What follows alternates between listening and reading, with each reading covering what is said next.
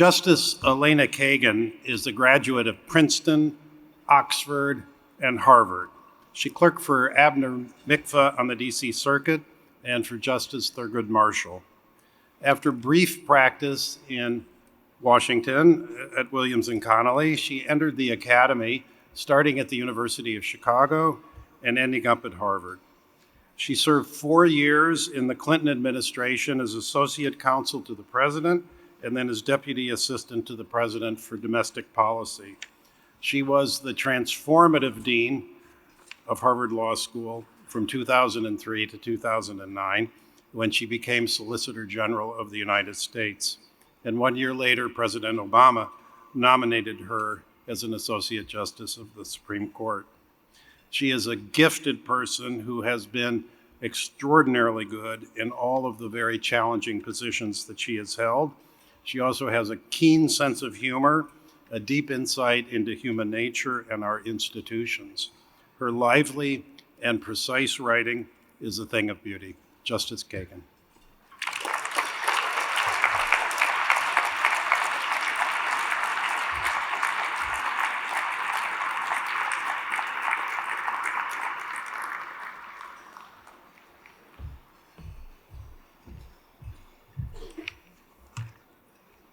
Thank you so much, David. And thank you for inviting me to be here at this great event. It's a real honor.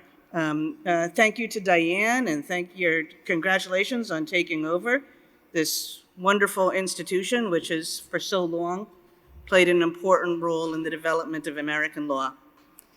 But it's an honor because I get to introduce and to give this, I'm not sure that this is a medal, but to give this medal to my great good friend, John Roberts. Now, I've looked at the list of past members, past recipients of the Friendly Medal, and it's kind of an unbelievable list. I mean, this is a list that you want to be on. But I'm going to say that no one on that list belongs on this stage and is a more fitting recipient of this medal than John Roberts is. And this is, of course, partly because John Roberts has a direct connection to Judge Friendly, one of the greatest judges of his era, and probably the greatest judicial craftsman. The chief, as you all know, was a clerk for Judge, should have been Justice Friendly. And by all accounts, he was a highly valued clerk. I started looking this morning at David Dorson's biography of Judge Friendly, and started looking at the part where Dorson talks about Judge Friendly's relationships with his clerks. And one of the things that Dorson says is that Judge Friendly kind of had an internal ranking of clerks, so that as you passed through his chambers, it was like, you're number 43. And suffice it to say that the Chief Justice was not number 43. I mean, from what you could gather from this book, it was sort of like, you know, there was Michael Boudin and Pierre Laval and John Roberts and Merrick Garland, and then there was just the riffraff. But still, to be a Henry Friendly clerk, you know, even one who was as valued and as respected by Judge Friendly as John Roberts was, it was maybe deserving of a little combat pay. And so if it comes in the form of this medal, like, who would complain? Here's how this is David Dorson's first mention of John Roberts in the Judge Friendly biography. Dorson writes, "Many former clerks explained that others, although rarely directly admitting it was themselves, were intimidated by Friendly.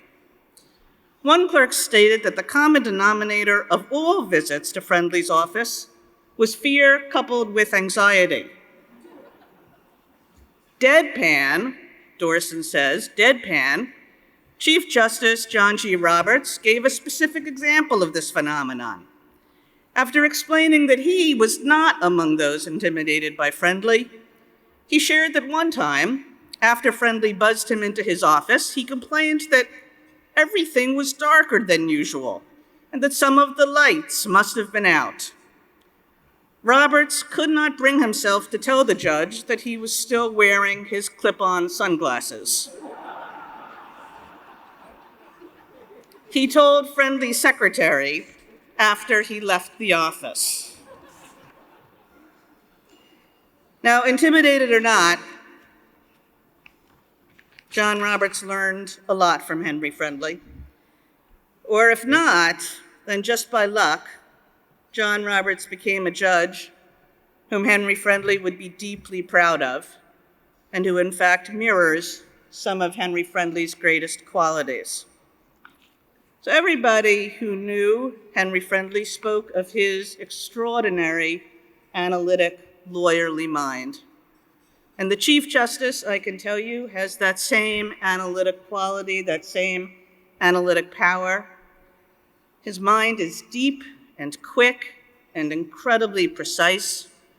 It cuts through glass. And it is very much a lawyer's mind. Not one that's prone, say, to flights of fancy, but one that is grounded in and terrifically good at making sense of legal materials. A friendly mind. So that's one part of it. Here's another. Henry Friendly was a great legal writer.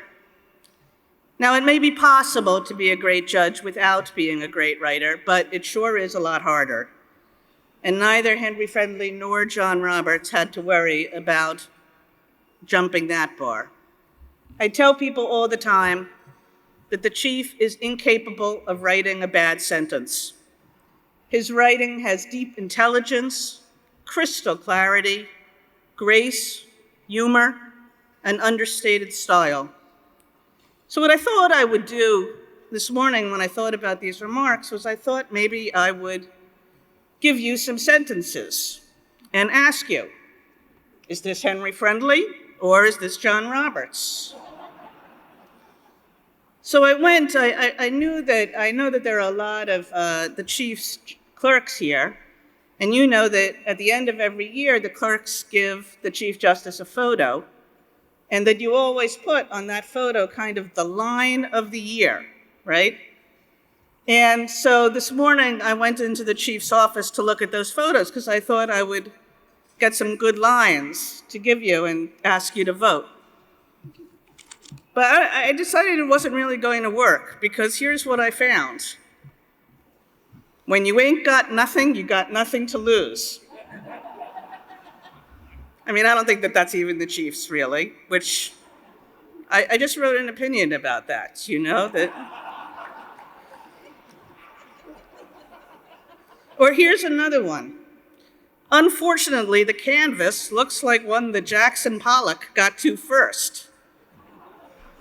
That must have been before the chief became a modern art fan. Tough as a $3 steak, as inexplicable as it is unexplained. Gives euphemism a bad name. What chumps? Well, maybe John Roberts doesn't really sound like Henry Friendly. I thought he sounded a little bit like that other Justice Kagan or something. But then I realized that he was here first, so Kagan must sound like him. I don't mean to reduce the chief's opinion writing to a few funny lines. That's not representative of all the chief's writing is and all it can do. That writing is, in my humble opinion, the best writing in law. Now take the two things that I said and combine them. Felix Frankfurter once said of learned hand this, that there was a happy conjunction of thought and its expression, and that conjunction resulted in enduring statements of legal principle. And that's what I always feel when I read the Chief Justice. He is a consummate legal craftsman, He writes intelligibly and powerfully about the most difficult issues in the law. He produces work of great insight and analytic strength and penetration and eloquence. Now, why is this important? Because, let's be frank here, there's a lot that the chief and I don't agree on, except apparently about copyright, where we are two kindred souls, if lonely ones. But you know, on many other matters, there is sometimes that I really could tear my hair out about the things he thinks, and I'm sure he would say the exact same thing of me. And those things that we disagree about, they have consequence. They matter. They matter in our society, they matter in people's lives, and that shouldn't ever be forgotten. But still, the kind of judicial craftsmanship that John Roberts exemplifies and shares with Henry Friendly, his clarity, the intelligibility of his writing and his thought, his analytic precision, his ability to see and organize and make lucid whole areas of law, his ability to explain, not only to lawyers but to a wider public, what his decisions are based on. Those qualities, they're more than craft. They're the foundation stones of the rule of law. One might say they're aspects of law's internal morality. They're an important part of what separates law from dictate. They enable law to provide a guide for future conduct. They make law something that can actually be followed by other judges and citizens. They offer transparency and accountability. They show how rules of decision are arrived at, and they show how to criticize them. And finally, those qualities of the master legal craftsman, they encourage, even if they don't guarantee, law that in its substance is careful and restrained and principled. And so I want to close along those lines with something that John Roberts said about Henry Friendly, and he said this at his confirmation hearing. He said, "Judge Friendly had such a total commitment to excellence in his craft at every stage of the process, just a total devotion to the rule of law and the confidence that if you worked hard enough, you'd come up with the right answers. And it was his devotion to the rule of law that he took most pleasure in.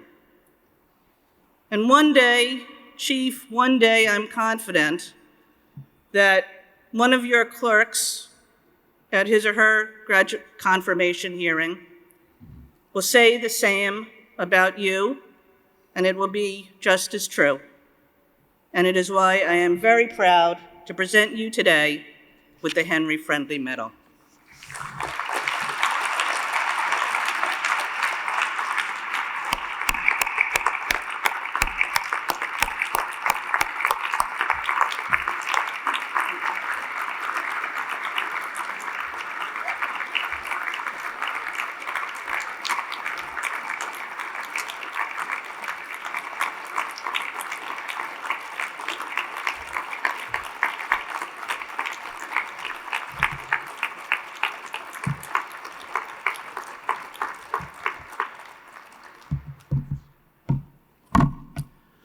Well, I have nothing to add.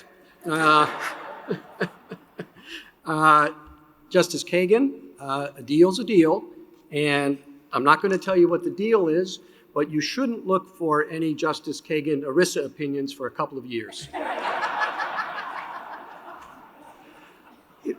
Other than a few comments here and there, this is the first time since pre-COVID that I've given remarks of this extent, certainly before an audience like this.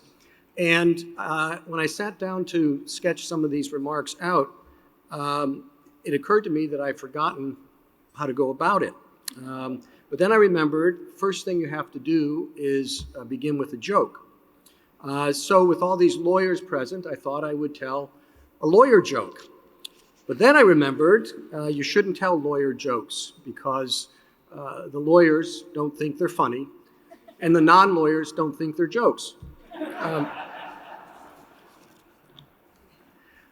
President Levy, Director Wood, members of the ALI, you cannot know how meaningful this award is for me.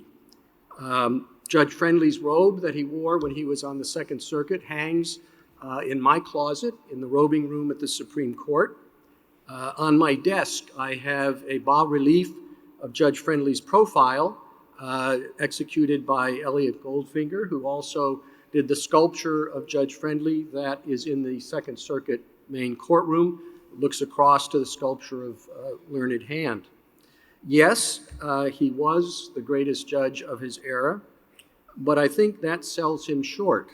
He was also, for example, one of the founding partners of a firm that was known as Cleary, Gottlieb, Friendly, and Cox. He was at the same time the general counsel and vice president of Pan American Airlines when Pan Am was the dominant air carrier and also a significant instrument in American foreign policy. He was a significant academic in the law through his articles and addresses, many of which are still worth reading today. He was very active in a group called the American Law Institute, and he did a number of other things like leading the campaign to raise money to build the first international law building at Harvard Law School. He had an extraordinary impact on the law. But his impact on me was a more personal one. In 1979, when I came out of law school, I was wondering if I had made the right choice in shifting from history, which was my first love, to the law, because I thought the law school was a rather cynical place. I don't mean that to be singling out my law school. I think it was probably endemic. And I thought that the law was a rather cynical profession. Certainly a good place if you wanted a job to make money, or a good place if you wanted to advance a particular objective and you could use the law to that end, but not an enterprise, a job worth being characterized as a noble calling. And I did think that I had made a mistake, although I was glad that I was doing well enough. Interestingly, Henry Friendly had made the same transition when he graduated from Harvard 100 years ago in 1923, when he came and announced to his parents, after he was done with the Shaw Traveling Fellowship, he was going to come back and pursue a PhD in history. His mother, according to David Dorson's biography, was horrified. And she prevailed through various connections to have Felix Frankfurter talk to her son and dissuade him from academia and encourage him to go into the law, which Frankfurter succeeded in doing. Now, I had transitioned from history to law because I also had an interview with a particular individual. I was coming back to school from home in a cab from Logan Airport, and the cab driver, asked me, said, "Well, what do you do?" And I said, "Well, I'm a history major at Harvard." And he said, "Well, what do you know? I was a history major at Harvard." And that's when I decided I would give law a try. But coming out of law school in 1979, I really did wonder if I had made the right call. And then a year with Henry Friendly changed everything. I saw on a day-to-day basis, an eye-to-eye basis, that a good and full life could be led in the law. Yes, Judge Friendly was brilliant. Yes, he had a photographic memory, but it was his unrelenting hard work in the service of a passion for the right result, for the right reasons, that made him great and, at least to me, inspirational. His commitment was not limited to great cases. They extended to the most mundane. What Friendly said of Learned Hand was true of himself to an even greater degree. Quote, he would make the tiniest glowworm illumine a whole field. I'm sure many of you have heard the story that Justice Jackson tells of the three stonemasons. The older Justice Jackson, not our Justice Jackson, but it's about a passerby who comes upon these three stonemasons. They're working, they're doing the exact same thing. And he asks the first one, he says, well, what are you doing? And he says, I'm making a living. Okay. He asks the second one, what are you doing? He said, I'm arranging these blocks in a particular pattern that I've been instructed to follow. They came to the third one and said, well, what are you doing? And the person lifted his eyes to the heavens and said, I am building a cathedral. Judge Friendly, in his work, was always building a cathedral, no matter how significant or how insignificant. What Learned Hand said of his teachers, Friendly said was true of Learned Hand, and this can surely be said of Friendly as well. In the universe of truth, they lived by the sword. That sounded to me like an exhilarating fight, and I wanted to be a part of it, and I still do. I am very honored to accept this medal, not as an award, but as a continuing challenge. Now, to the American Law Institute, congratulations on 100 years. 100 years ago, this building still housed the original tenant, the Pension Bureau, and I was fascinated to learn that they were administering pensions to 40 widows whose husbands had died in the War of 1812, in 1923. I didn't believe it, so I looked it up, and it's the case. In 1923, Yankee Stadium was built, the first one opened. The Hollywood sign came out. Disney was incorporated, so our organization goes back a long way. Charles Evans Hughes once described the ALI as a, quote, roundup of intelligent discontent, end quote. That is still a good label, and I think we should be proud of it. Now, over the past 100 years, ALI has educated the profession, courts, and legislatures about what the law is and what it should be. And to the extent I can speak on behalf of courts in America, thank you very much for that significant contribution to the rule of law, and I wish you an equally successful second century. I am not sure what the Friendly medal presentation will look like in 21-23, but I suspect that artificial intelligence will be involved somehow. Now, Judge Friendly's stature in law is based on his opinions. I've looked at a bunch of them, and I've been helped in that enterprise by David Dorson's biography, and in particular, Judge Posner's preface, which is worth reading. Judge Friendly's opinions demonstrate, to me at least, three significant aspects of his craft. First, he had an open mind. Second, he had tremendous power of reason. And third, he had a pragmatic perspective, an open mind. Judge Friendly's colleague on the Second Circuit, Judge Feinberg, said that Friendly, quote, carried the full sweep of law in his mind. It was not limited by any predisposition. He wasn't pro-prosecution or pro-defendant. He wasn't liberal or conservative. You could ask his clerks. The liberals will say he was liberal, the conservatives that he was conservative. That wasn't a lexicon that he operated in. His mind was not limited by any being a disciple of any school of thought. It was not limited by any theory of legal philosophy. He was open to all arguments and would engage with all of them. Many of you, I'm sure, has experienced what is true of so many Friendly opinions. When you get one, it's cause for joy because no matter how insignificant the issue is, the entire body of law will be spelled out for you. He delighted in fitting particular case in the context of the law as a whole. Second point, compelling reason. In his opinions, all of the steps are laid out. There's no hiding the ball. There is no sweeping the pieces off the chessboard. This is what Judge Posner said about it. Quote, his analytic power, energy, speed, and work ethic made him the most powerful legal reasoner in American legal history. He applied reason, not ideology, analysis, not slogans, or mere case citations. Pragmatism. again, Judge Posner. He tempered academic brilliance with massive common sense. The opinions for him were never a game. They did involve real people. The system had to work. They were not sterile. They told a real story. Now, as a general matter, those principles are good for judges, but they're also not bad for other officers as well. Yet much of the public discourse seems today very different. Instead of openness, most views being discussed seem to come prepackaged. Instead of reasoning, you get slogans and shouting. Instead of pragmatism, you get wacky theories that have no realm of being real in possibility. Now, as a result, truth, someone said, would be like a vintage sports car, too valuable to take out and use.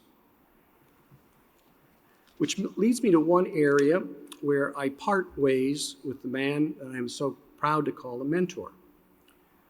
Judge Friendly was, I think, a pessimist at heart. He was, I know, very proud of his work. You could see it in his face when he was satisfied with the product. But if he were alive today, the contrast between his efforts and things going on outside his chamber would be deeply disappointing to him and would feed, certainly, any depression. There's much in the legal arena that he would find abhorrent. Judge heckled and shouted down at a law school, protesters outside the homes of justices, to the extent that martial protection is needed 24/7. In 18 years, I'm asked, well, what was the hardest decision I had to make in 18 years? Was it this First Amendment case? Was it that death penalty case? Was it some major separation of powers case? None of those. The hardest decision I had to make was whether to erect fences and barricades around the Supreme Court. I had no choice but to go ahead and do it, but while it was going on, while the fences were going up, I kept hearing Charles Evans Hughes's remarks at the opening of the Supreme Court building. He said, "The Republic endures, and this is the symbol of its faith." But inside the court, there's cause for optimism. I am happy that I can continue to say that there has never been a voice raised in anger in our conference room. Our court consists of 9 appointees by 4 presidents. We deal with some of the most controversial issues before the country, yet we maintain collegial relations with each other. When I wander down the halls and see a colleague, I am always happy to have the chance to chat. Now, to be fair, there are many days where I don't feel like walking down the halls, so you may have to discount that a little bit. And on a final issue of concern inside the court, I want to assure people that I am committed to making certain that we as a court adhere to the highest standards of conduct. We are continuing to look at things we can do to give practical effect to that commitment. And I am confident there are ways to do that that are consistent with our status as an independent branch of government under the Constitution's separation of powers. Thank you very much for the Henry Friendly Medal. It means the world to me. Thank you.